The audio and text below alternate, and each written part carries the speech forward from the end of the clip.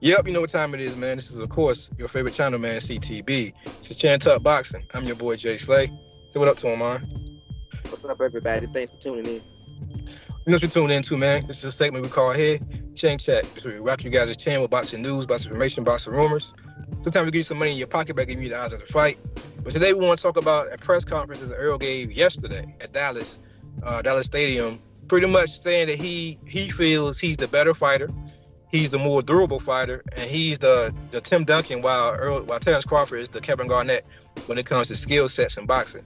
So I'm gonna get my boy Mine here. Like we said, if you're new to the channel, you don't know that I'm a Terrence Crawford fan. My boy Mine is an Earl Spence fan.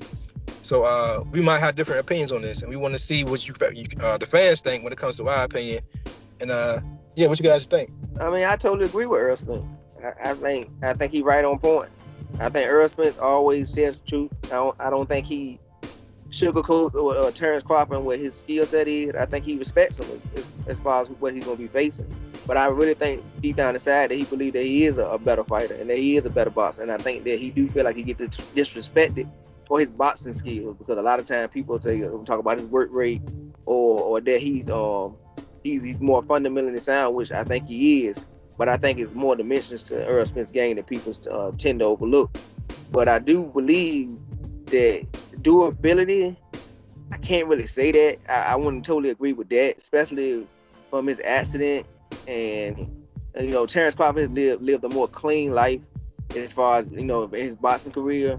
So I wouldn't say about the durability, maybe. I mean, I think they both haven't been tested to that degree about their durability. So I won't go as far as saying who's more durable. I guess we'll find out in the fight, because when they both get dragged, if they both get dragged to deep waters, we'll find out who's more durable. But as far as fundamentals, I think it's bad. Well, not a landslide, but I think it's clear that he's a more fundamentally sound guy. I think that, to me, we talked about off camera, but I think his punches are more tighter. I think his defense is more tighter. I think he has better defense than Terrence Crawford. I think Terrence Crawford has better reflexes, and he can move fast and get out of the way. But I think Earl Spence, because his fundamentals and because it may be boring and just straight up and down, people overlook that defensively. I think he's a little bit underrated. I think he does get certain shots he does get caught with too much. But overall, fundamentally, I think he's a better fighter than Terrence Crawford, because Terrence Crawford, like you said, is more of a Kevin Garnett. He's more flashy, he's more explosive. He can throw more looping punches. He can throw punches from different angles that Earl Spence maybe can't. So even though I think Earl Spence is more fundamentally sound, I think that Terrence Crawford has more. I think he has more dimensions to his game, as far as his variety of punches, as far as how he can place his punches, and being more bringing more tools to the fight. I think that is the case.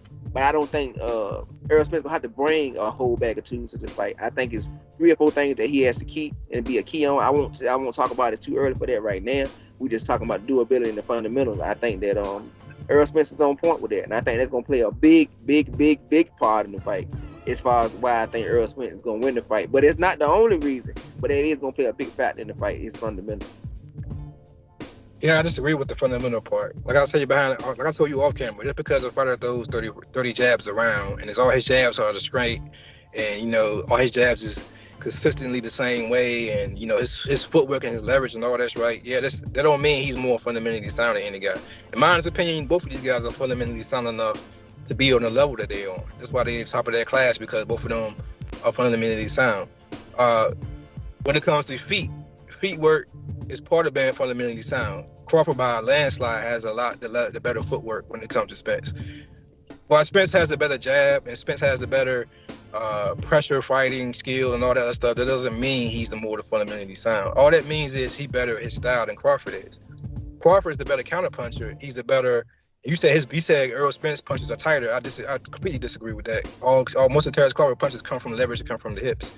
When Crawford hits you, it's coming between his opponent's punches. His punches are so crisp and so fast that it comes between the punches that's being thrown at him. You understand what I'm saying? He counters punches between punches, while Earl was more of a blocker, more of a catch and shoot fighter. He catches and shoots, or he steps just far enough out of range to get leverage on a hook shot to the body or whatever. Both these guys are fundamentally sound when it comes to their style. I'm gonna show that in the background of this video. It's a clip that comes to my mind right now where Early in the fight, Sean Porter was rushing Crawford. Right before the bell rung, he rushed Crawford, and Crawford took a small half step back and then twitched his back leg around at a certain angle to where the same shot he knocked him down with, but this time he landed into the body. He landed into the solar plex of Porter.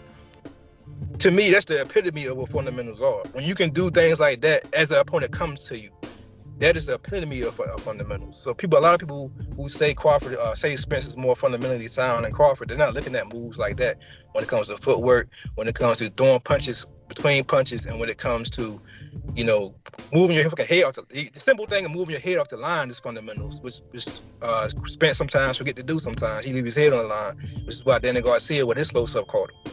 But no, I agree with you about the durability part, what you said about durability. Both these guys have been hurt. Well, we have seen Crawford do a little funny dance. We have seen him take a knee. We seen Spence get stinky leg early in his career. We seen Sean Porter make him wobbly in the corner. We seen Ugas make him wobbly on the ropes. Both these guys have shown the ability to not only take those punches, but to come back and dominate their opponent afterwards. When Crawford got hurt by Gamboa, like he said, he stopped it on the following round. When Mimi Machine dropped it, he didn't get knocked down. The referee called it what it was. He got pushed down more of a punch. But what happened the very next round, what happened after that? He wanted to get the guy out of there.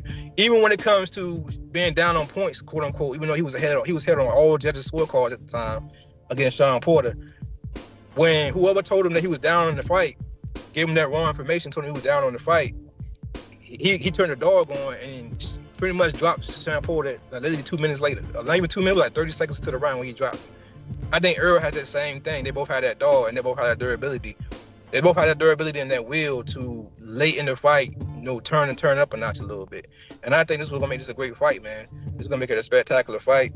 Both sides are in a position where they're, kind of nitpicking certain things. I think even you said in this video that it's gonna be 3 things that he has to do correctly to beat Crawford. I'm curious to know what those 3 things are myself, because it's not just 3 things that Crawford will have to do to beat Spence. I mean, I can narrow it down to 3 things, but it's both these guys have to be on their A game. Both guys have to be on their A game, and the mistakes that both of these guys make, the other guy has the will and the ability to take advantage of those mistakes, was make this fight the best. But yeah, I agree with you and disagree with you at the same time. But you got anything else to add to this topic? I think we covered all that. Spence gonna fuck him up on July the 29th. But He gonna fuck him up. It's gonna be a good fight. I mean, he gonna get his moment too, but he gonna get fucked up. Spence going to sleep. I'm gonna tell you now, Spence going to sleep. There's gonna be a lot of people upset. I remember real quick. I saw recently he said the reason why he turned his head when Ugas hit him when the mouthpiece fell out was because he thought his teeth fell out in that fight. So I got a feeling it's gonna be more like a Carol Brook thing. He's gonna be asking the referee what happened when once Crawford hit him, kind of the same way Brook hit him. You know what I mean? But yeah, that's why I believe. But with that being said, man, this is your favorite channel, man, CTB. This is Chair Talk Boxing. I'm your boy Jay Slay. It's a peace to him, man. All right, everybody, please hit the like button, subscribe. Trying to get to 1,000. Hit the notification button so when we drop a video, and also comment. Let us know what you think about what we just said. You know why? Because we love boxing and you love boxing. But most of all, God, peace and love, and we out of here. Take care.